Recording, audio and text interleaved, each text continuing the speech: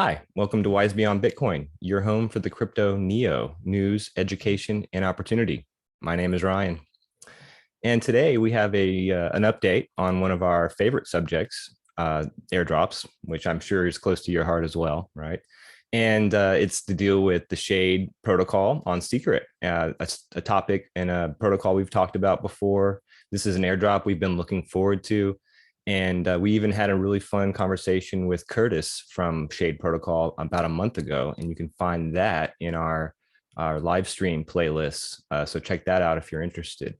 One of the big things that drew us to Secret and to the IBC more generally is how awesome their airdrop system is. The fair drops that were kind of launched or innovated by osmosis were kind of it's out of the gate, something novel, rewarding people for their participation more than just being a whale or a holder or a staker, right? So there's rewards that can be that are increased based on how much you participate, and that looks like staking with certain validators or potentially participating in a liquidity pool, voting on a governance proposal. All these sorts of things can increase your drop, but the amount of your drop. So that is interesting and novel and innovative, right? And beyond that, this whole ecosystem is innovative in the sense that these blockchains are all directly interoperable. So you don't have to go through a third party if you have Atom and you want to swap for Terra and play on the Terra blockchain. You can do all that natively right here in the blockchain. They all are in communication with each other and interoperable. That's what this IBC ecosystem is about. So the other thing that's notable about this is that unlike other airdrops in the IBC are often cross-chain. So for example, with Shade Protocol, the airdrop that we're going to talk about today, the way to be eligible is to be staking Secret, Atom, and Luna, or one or all three, right? The more you participate, the more you do, the more you get. Well, that's awesome because think about that. Imagine getting an airdrop on Ethereum for stakes that you had on Solana or on Avalanche. I mean, it seems almost that's not how airdrops work in the EVM world, but in the IBC that is how they work. So there's a lot of interoperable cooperation happening between these blockchains, and you see that in the airdrops. So we've shared this before. This was something that was important back in November because that's when the snapshot was taken back in November 7th. So we made a video about, make sure you get your stakes, in before that time and you stake through the 13th of December. And that was what was going to, have you create your eligibility for this Shade Protocol airdrop. So we're kind of updating now that the drop has gone live on the 21st of February. We've now, we'll update where we're at and what happened and what do you need to do to claim your Shade. So check out shadeprotocol.io if you're interested in seeing if you're eligible. Click claim airdrop, and there's this really good video right here explaining what Shade Protocol is doing and a little bit about what you can do to maximize your airdrop. So it's definitely worth watching. It's well made. I'll summarize a little bit for you. The idea here is that Shade is they make the point that in DeFi often there's a lot of apps and Dapps and protocols that exist that all have their own native token, right? I mean, you can think about Uniswap and go on from there, right? So what Shade is doing is imagining a series of Dapps that all come under the same DAO and all all work off of the same treasury and governance token, which would be Shade.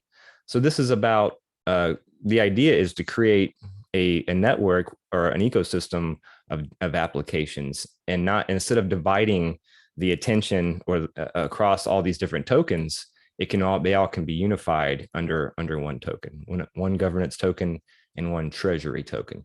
So that's the main idea. Now, the first Dapp they're rolling out is another one we've talked about and we're very excited about, and it's called Silk. And it is a privacy preserving stablecoin, which on its own is innovative and notable, right? But another element that makes Silk so awesome is that it's going to be pegged to a basket of currencies and commodities. So unlike others that are pegged maybe just to one fiat currency, the dollar or another, on this we're pegging across a basket of currencies, and then we're also commodities, right? So that'll capture a better way to capture any kind of price action with inflation, right? That maybe a basket of currencies would all be falling together, so you might not see a true picture of how much inflation is happening. But when you see it with the currencies plus the commodities going up as well, you get a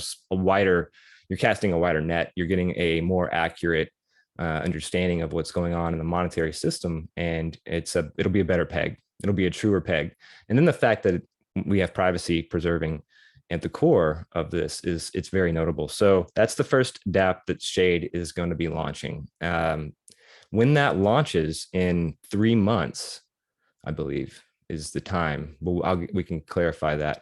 But when it launches in 3 months, for those people who held their Shade tokens that they received in this airdrop, they will get the rest of their airdrop. So you're initially going to get 20% today or yesterday if you've already done this. But when you wait for Silk to launch, if you haven't sold those tokens, you will get the rest of your airdrop. So it's a 20-80 split. So that's one of the key things to know about this: is don't just take your Shade tokens and immediately liquidate them. If you really want to, if you believe that this is going to be cool and this protocol is doing innovative things, then there's a real incentive to hold it and wait for Silk to launch, at least, if not even longer. But this is not financial advice, not commercial, illegal, any other kind of advice. So do your own research, make your own mistakes. Just kind of giving you the details as I understand them. Moving beyond that, there is something else to know. For those who are eligible for this airdrop, you also need to share, if you have Twitter, retweet this, and then also join the Discord. There's links on the website to that. And by doing so, you will get the Shade Airdrop OG badge, which means that you will be eligible for future airdrops and who knows what. So that is definitely worth having and doing if you are eligible for the airdrop. Who knows what future utility could be connected to that, right?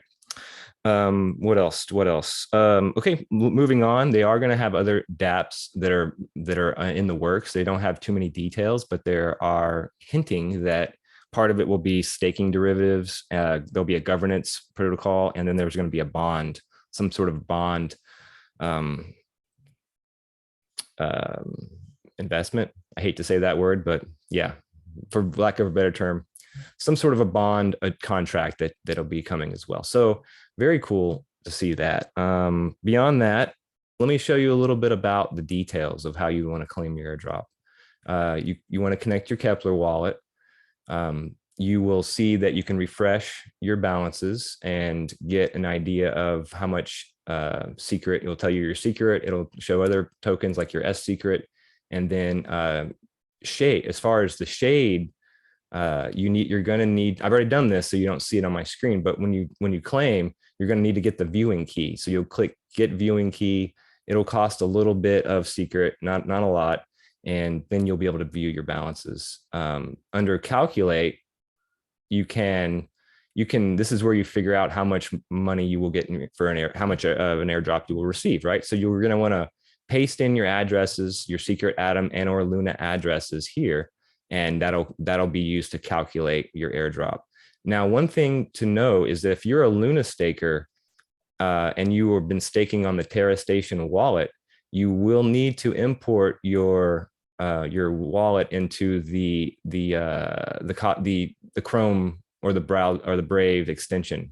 You're going to want to get the Luna Terra extension, import your wallet into that, and then you can connect that address and paste that address right here, and it'll calculate.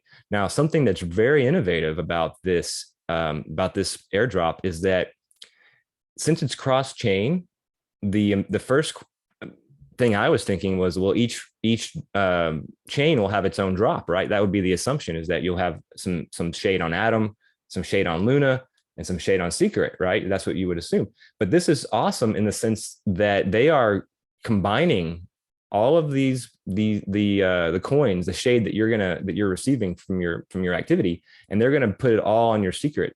It's all gonna go to one address. So your shade will all hit your secret wallet on Keplr.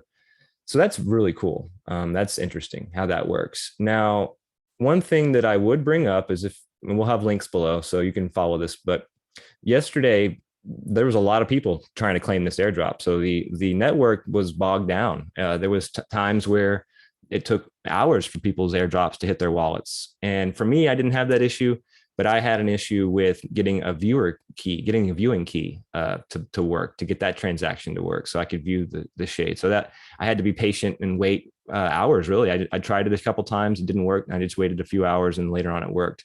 But gas fees were up, the network was congested. And so many people were wondering, hey, what's going on? If we can't even have an airdrop work, how is this going to scale, right? What's going to happen with Secret? So there was definitely some questions about that and a need to address those issues. And this thread from Whisper, and Whisper links us to it on Twitter, and I'll have this in the description. But this thread really kind of gets into it and really lays out what happened, why this was a problem, why the network it hit these problems, and then what are the solutions to that. So to get into it, but not to get too deep, essentially the idea is that there was a specific signature verification code that was utilized in these contracts, and that SECP 256K1 verification protocol was very expensive or difficult to compute. So this caused delays as those blocks were being minted or being confirmed, and that slowed everything down, right? And the result is that as this was going on, the nodes were trying to compute a block and they couldn't serve a request for a new. So it really kind of just was like sand in the gears, right? So one of the things that is being discussed is why is because a lot of these nodes that are processing these requests were running an outdated WebAssembly engine. And so updating that is one of the first questions of what are we going to do going forward? Another part of it is dealing with the WASM engine that the Secret is currently using, and why they aren't using an updated version. And the reason is because of the privacy nature of Secret. They used a kind of an older technology, but they did that because they were trying to achieve privacy preserving smart contracts back in 2020. And that's just what they had to go with. So now the question is how to make the new WASM tech, the newer iteration of it, work inside the SGX enclave. And you can Google all that if you're interested. But essentially, the idea is that there's going to have to be some upgrading of the WASM engine, and that will be the next kind of long-term unsettled, technological question that's going to be addressed next. So there are attempts, there are things in the works. They're talking about reevaluating the gas calculation. But essentially the other thing to realize is that anytime there's going to be a verification that's that computationally heavy, there's going to be some kind of efficiency trade-offs here. So privacy and efficiency, if you want one, you're going to give up some of the other, at least for right now. But that's kind of what makes Secret Network so novel, is that there is no other smart contract blockchain that has privacy preserving features at the foundational level, at the level of the protocol. So that's awesome. And you're going to pay, there's going to be some efficiency trade-offs for that. It goes without saying. With that said, part of what we think is missing in the broader ecosystem of DeFi and crypto in general is the privacy layer. So what makes these blockchains something desirable for enterprises and businesses is going to be something along these lines, some kind of way to preserve privacy, because corporations and large enterprises aren't going to want their data and their secrets publicly available, publicly viewable. And we're seeing already how NFTs on Secret are so innovative by the ability to have private metadata. You're seeing a whole new iteration of NFTs, a whole new, it's NFT 2.0. I hate to, use a cliche, but that's really what it is. And projects like Clandestina and Redacted Club and Midnight Teddy, they're showing what can be done with private metadata with NFTs. So much cool stuff happening on Secret. Shade Protocol, very innovative. Get your airdrop if you're eligible. If not, there's other airdrops coming, so don't feel like you've missed out. We'll have videos on that. We have playlists talking about the various airdrops and how to position yourself for them. What's cool about Secret NFTs. We even have videos on how to start your Secret journey, get a Kepler wallet, stake, send, swap. We have videos on selecting the validator and why choosing the right validator can have an impact on you going forward.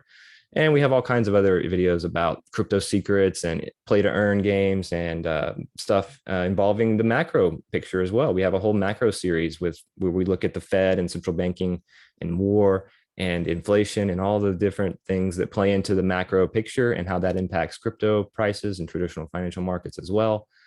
So big stuff, big topics, lots of cool things to digest. Like, subscribe, comment, tell us what we've got wrong, because we do make mistakes. Tell us what we got right, because we know we like anybody else, we'd enjoy that too. And other than that, I just want to say that it's great to follow the Secret network, the IBC. There's so much happening, so much innovation that it's really hard to keep up with it all. So by all means, follow us on Twitter. We have whitelist giveaways. We are trying to grow the brand and do what we can to support the Secret community and the IBC more generally. So like, subscribe, follow, retweet, whatever. Interacting and being involved is often the best way to get to be rewarded. So until the next time, thank you.